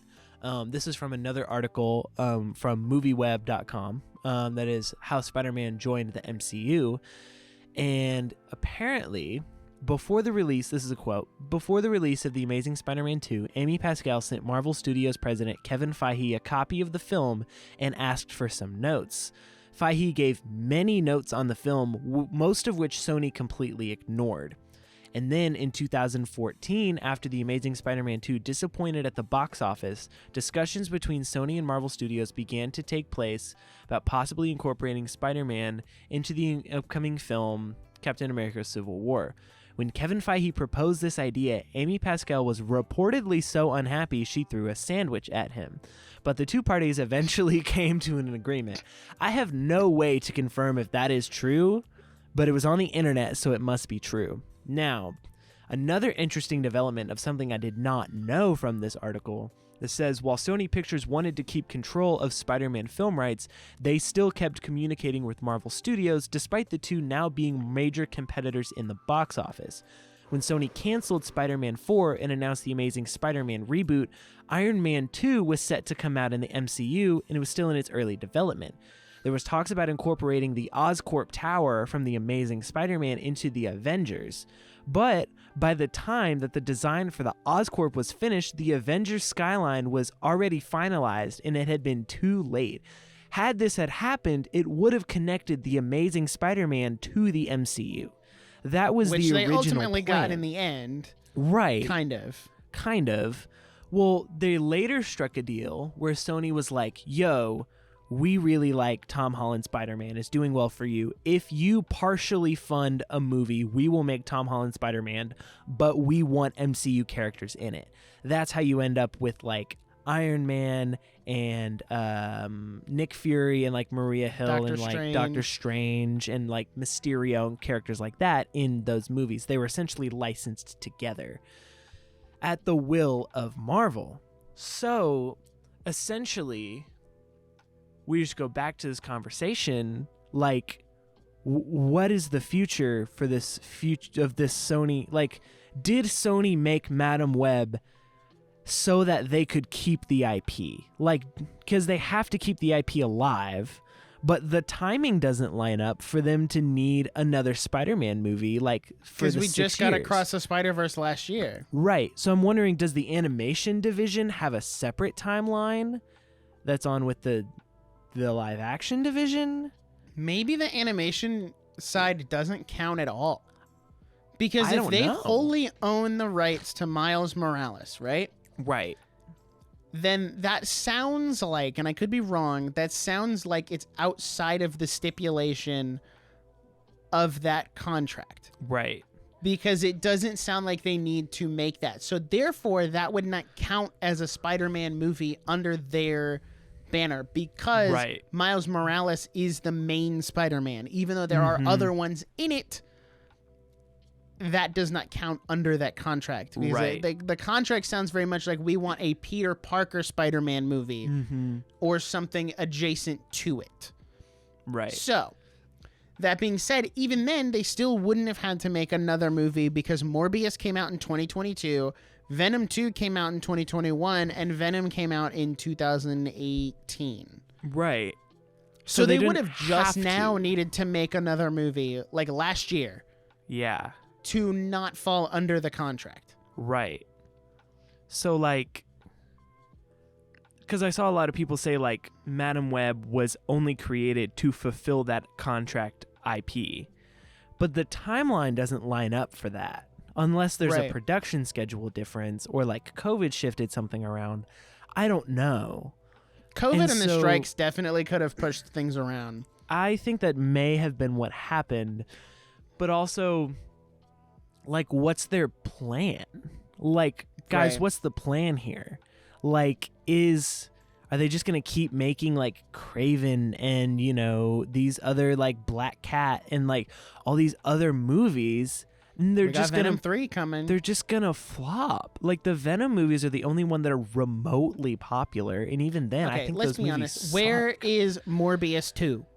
That's what I'm saying. It's I more feel been like, time. I feel like if they really leaned into the meme of Morbius 2, they could pull off some kind of like. They need someone know. crazy enough to do that. Like they've That's had what so I'm many saying. consistent flops that it's like, why not? Why not just It's either lean gonna into flop it? and be bad, or you could lean into it and it flops and is bad, or people really love it because you didn't take yourself so seriously. Right. I feel like if they could lean into it and make something intentionally stupid, and like this is a joke, like we're making fun of ourselves, like that could work. But like they can't keep going in the direction that they're going now. Which like makes me bring up the question, do you think we could make a good Spider-Man movie without Spider-Man? That goes back to the Spider-Verse movies. But also not really, because they have Spider-Man They in have them. a Spider-Man. But let's ask this question. Would the Spider-Verse movies be good if you removed every single Spider-Man except for Miles Morales? If Miles was the only character in that movie, would it be a good movie? Or is it a good movie because of the collective that he can bounce off of? I think you could make it potentially work with just him, but it is so good because of the cast, the ensemble. Right. That's kind of my perspective. Because think we the problem- see... Go ahead. Okay. Well, we see in Across the Spider-Verse what the world looks like when they don't have Spider-Man. And that's kind of the world that they're portraying in these like anti-hero origin stories. And it's just not fun to watch. Like no one really wants to see that. I think it's one, you could make an okay movie without them, but the problem is every time you see Venom, you think, wouldn't it be cool if Venom fought Spider-Man, or the symbiote did its thing like in Spider-Man 3? Or maybe it was Spider-Man 2. I think it was 3. I don't know. I don't know the Tobey Maguire movies really well. Yeah. Or like when you see Morbius, even though it's a little known villain, you're like, oh, there's the Daily Bugle and all these other things. Wouldn't it be cool if Spider-Man was here? And like you watch Madam Web and you're like, wow, look, it's off-brand Walmart brand Spider-Man. Like, Right. Why can we not just have Spider-Man? I think it's really interesting that Sony continues to try in this arms race with Marvel and DC of putting out their own movies instead of just partnering with Marvel fully. Like, why try to do your own thing when you could just partner with Marvel and make more Tom Holland movies and incorporate more characters? Because those are some of the best Spider-Man movies, because it's able to fully mesh together those two worlds. So why not just keep doing that? That's the most financial success you've had outside of the Sam Raimi Spider-Man trilogy. So like, and you're kind of running out of options at this point. They're essentially back in the situation they were with Amazing Spider-Man 2, except now they have a wildly successful Spider-Man that they cannot use. Right. There's no out. There's no clear out for them on this situation. Exactly. So you either keep pouring into these animated movies, but your main directors who have been driving this ship are like, we're done after this third one. So now you're risking, because you've got, so I will say with the animated movies, they're in the exact same spot as they were after the Sam Raimi trilogy. You have a really good trilogy of Spider-Man movies. The person who ran that ship said, I'm stepping away to do something else. Now you have a choice. You can keep going and run the risk of it being really bad or being really good. Yeah. Or you can just suck it up and partner with someone who knows how to do it really well and call it a day, because at the end of the day, you're still getting paid.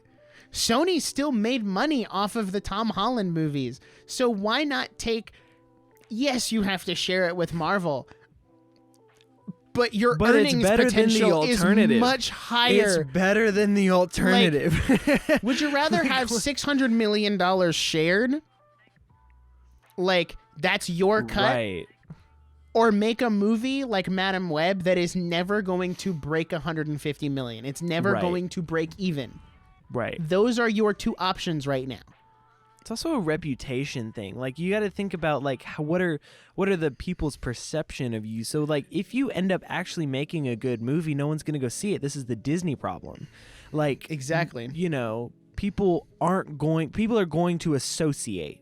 And so when Sony makes like 5 bad movies in a row, people are going to say, I'm done with Sony. I'm not going to watch these movies anymore. And so even if they make a comeback, no one's going to care because you've already had that bad association.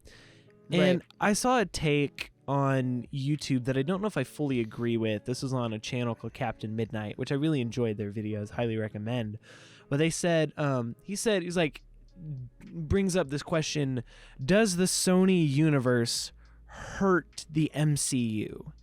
Because I don't think so. Because Marvel this year has said, hey, we're slowing down production. We're doing too much. We know this is a lot. I'll believe it when I see it, Mr. Feige. So, I mean, the only movie they're releasing is Deadpool 3. And then what other show other than like Echo? I don't know what else they're doing for shows. That's a good point. So essentially they are slowing down, but Sony, while Marvel's slowing down, Sony is ramping it up. And they're like, we're doing Madam Web, Kraven the Hunter, we're doing this movie with Bad Bunny, we're doing like Catwoman, like all this stuff. And they're all bad. And I think the point that was brought up was there's not enough distinction in the general audience between Sony and Marvel content, and everyone's going to look at the Sony universe and say MCU movies bad when it's not MCU movies. And I personally don't think that that's a problem. I think it's pretty clear the distinction, and I see the point because there have been a lot of interviews on the Madam Web, I guess, like promotion train, where one of the reporters for like Entertainment Weekly asked Sydney Sweeney, she said, how do you feel now that you're in the MCU? And she responded as if she was in the MCU, which she's not. No one in the Sony movie is in the MCU. And Dakota Johnson said before she did Madam Web, she talked to Elizabeth Olsen to see what it's like being in a Marvel movie, and which is so funny because Dakota Johnson wasn't in a Marvel movie. Like, this may have been part of her confusion. These aren't Marvel movies.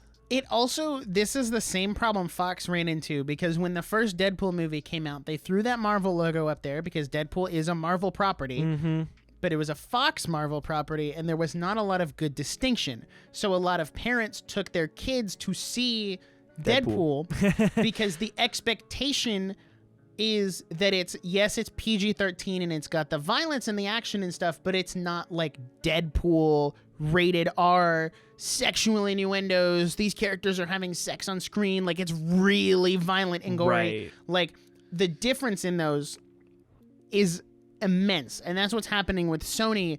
Even though it's not, like, typically from a rating perspective, it's the idea that you see the Marvel logo and you think, oh, MCU, Disney, Marvel. That makes sense. And with the multiverse, now you could technically argue that everything is connected, which is Disney, Marvel kind of shot themselves in the foot on this one. I don't like the multiverse. Because what you've done with the multiverse is, through these little connections, is No Way Home, you had Andrew and Tobey Maguire, which now establishes those two Spider-Man universes as connected to the MCU. But then, in Across the Spider-Verse, Miguel O'Hara mentions Doctor Strange and the Spider-Man on Earth, blah, blah, blah, whatever. And you see, like, which clips is from a reference to No Way Home. Yes, and you see the clips from Tobey Maguire and Andrew Garfield Spider-Man's in that movie. So the animated movies are now connected to the live actions, which are connected to the MCU. But we also know through the post-credit scene in Venom 2 that Venom is connected and left a bit of the symbiote in the Marvel Universe, which means that the Venom movies are now connected to the MCU. But Also, through the Morbius post-credit scene, we know that the Vulture is now free in the Morbius universe, which would beg to imply that the Morbius universe is the MCU Tom Holland universe because it's... What's his name? What's the name I'm looking for? The guy who played the Vulture. Michael Keaton. Yes, Michael Keaton's Vulture was the Tom Holland Vulture. Yeah. So now that it's this confusing web, no pun intended, of connections that don't really make sense, and it's like Sony keeps trying to get their foot in the door with doing more MCU stuff, but then they don't want to fully commit and just make it a partnership. Right. Now, here's another issue that has popped up. To your point about Sony having a negative reputation, how does this affect future non-Marvel projects like the Zelda movie is one of their next big movies? If Sony has a negative reputation by the time that movie comes out, it could affect the box office. Maybe not as much because it's Zelda. It's that iconic classic IP. It's got the Nintendo logo behind it. The Mario movie did really well. Who knows? Maybe there's another Nintendo movie between now and then. But the idea is still there. And also, who's to say that Nintendo doesn't see this bad reputation and pull the plug? Exactly. Because they have done that before. If they think there's a bad reputation that's going to negatively impact them, their property, and the project that they're putting out, they will cut it and shift to someone else, which might be Universal's sneak in the door of hey there, remember buddy. When you came to us? We'll keep your crew. Remember when we gave you the highest grossing movie of the year? Remember that? Remember when it won movie of the year at the Nerdiest Awards? Welcome back. That was pretty cool. Welcome. Come give Papa a hug. Come on. So it's just a very interesting situation. And does the Sony universe hurt Marvel? No. Not from a general consumer standpoint. Because I think the general consumer now knows that when you see the in association with Marvel, that's not the same as the Disney stuff. As Marvel. So I've just been thinking about this a lot. And it's just the thought of we're getting into a period where it's big studio bad, which I don't think is entirely as a blanket mindset is not true and a good mindset to have.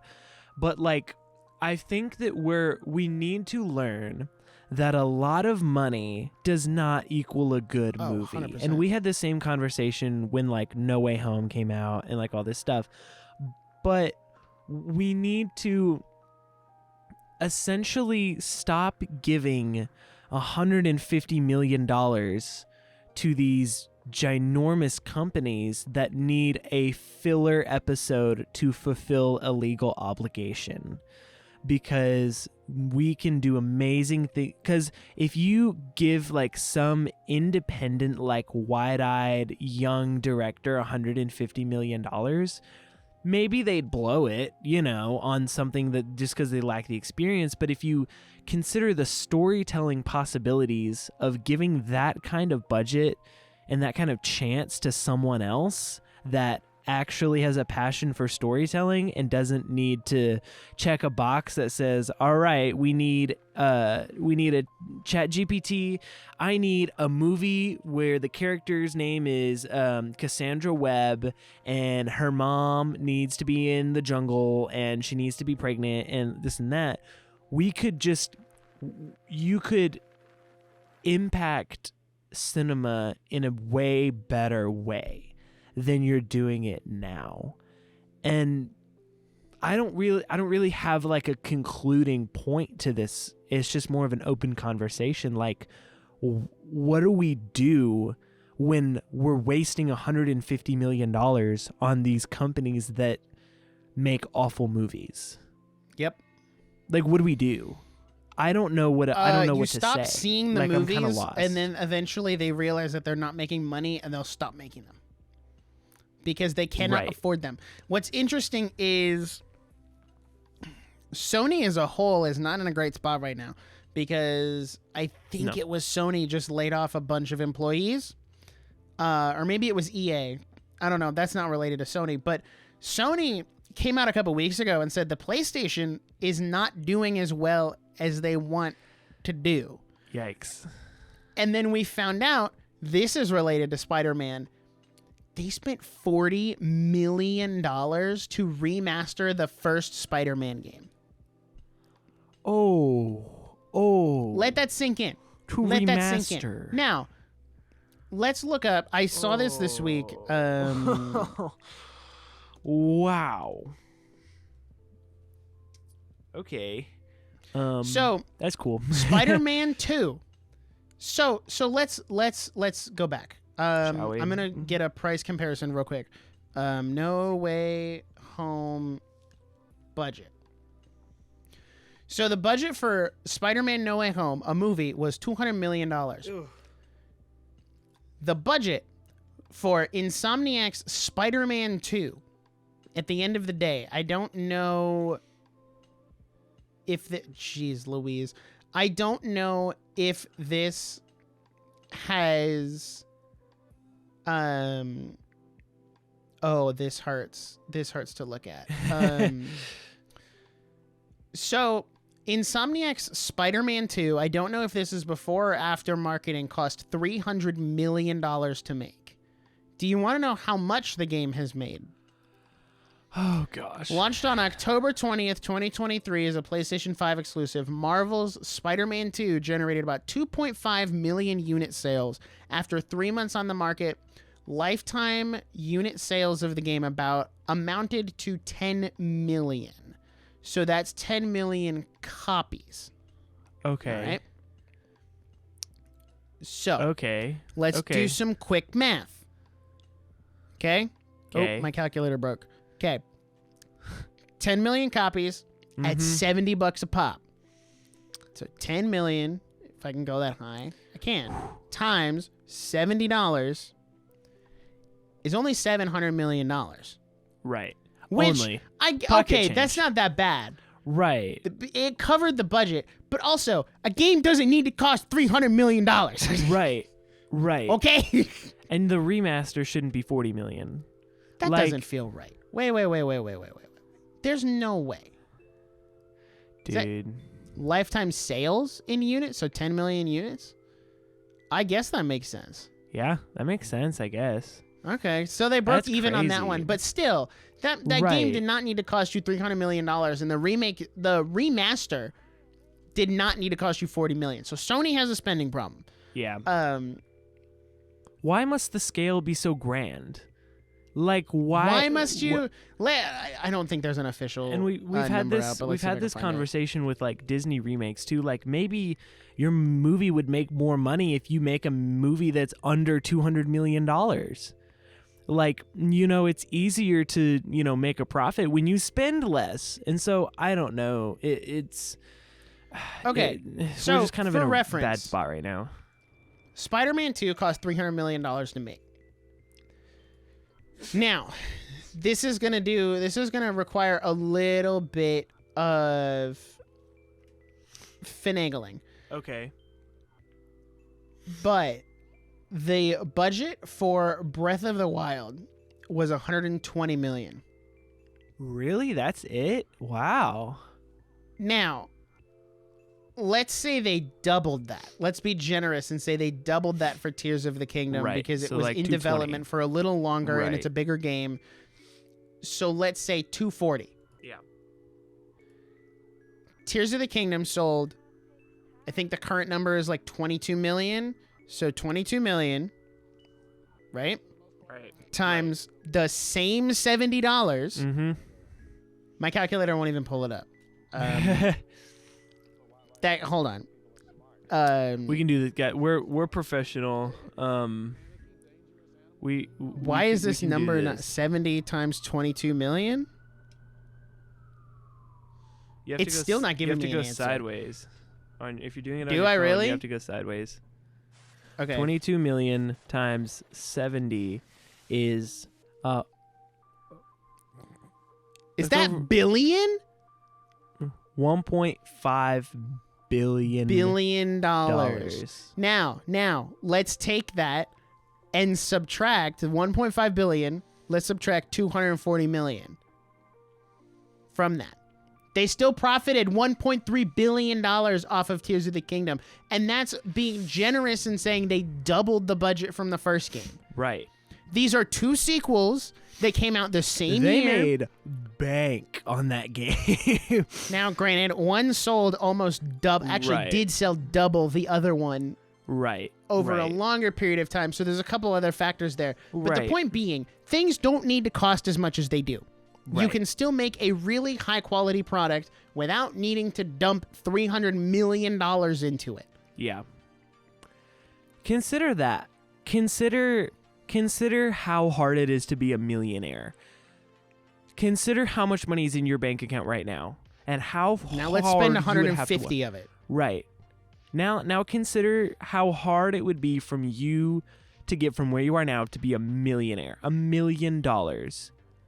Now times that by 150. And that's how much money they spent on a movie we gave half a star. Yeah. That's the problem. When you put it in the perspective, you realize how bad this is. We are in a bad position. And this is something right across the now. board in the film industry. It's not just a Sony thing, because Disney's doing the same thing. No, They've not done at that all. with every single movie last year. They overspent, underperformed. Overspent, underperformed. Indiana Jones, overspent, underperformed. The Little Mermaid, overspent, underperformed. Wish, overspent, underperformed. And I don't know what the solution is.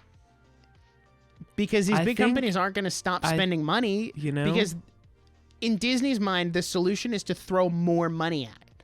Because if we can make it more beautiful, more visually pleasing, more marketing, more whatever, throw more money at it, it'll be better. When in reality, they're not addressing the root of the problem, which is the quality Which is of the story the content. or the quality of the content. So, That's all I'm saying. Right. Well, I don't really have a closing point other than, like, you know, if you want a good laugh, go watch Madam Web. If you don't want to spend the money on it, honestly, if you can't, I would not pay more than $5 for this movie. I paid $5 to go see it because I went on the discounted paid day. 14. I would not pay more than $5.